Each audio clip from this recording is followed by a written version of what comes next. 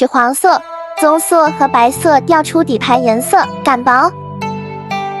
钢尺切出长方形，上下贴上棕色长条，放上身体，椭圆形的头部，大拇指按出眼窝，环棒压出椭圆形，放上水滴形的鼻子，工具压出嘴巴，放上水滴形的耳朵，压出耳窝，白色椭圆形做眼白，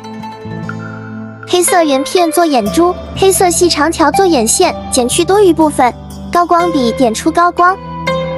黑色丙烯颜料画出双眼皮、睫毛和眉毛，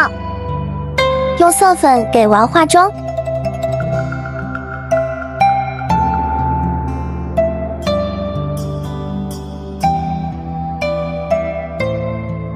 红色加棕色调出内搭颜色，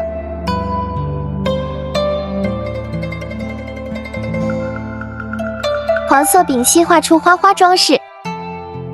贴上黄色领边，卡其色叠加一层里衣，白色加卡其色混合做外衣，薄片裁剪出三角形做袖子，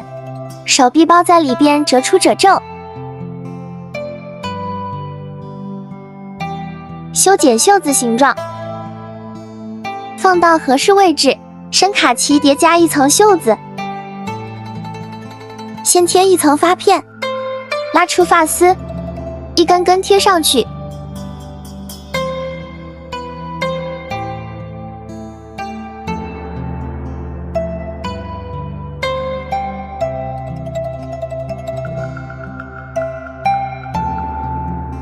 两边放2个发髻，头顶后边也做1个发髻，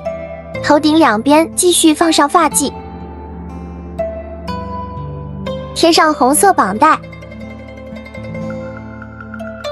耳朵后方加上红色飘带，加2根刘海，飘带上放上金豆，肤色长条转出手腕，捏出手掌，剪出手指，环抱压出手心，调整手指，放到袖口里，蓝色做一条披脖，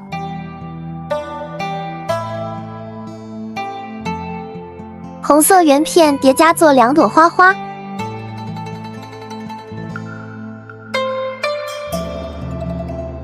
加上花枝和叶子，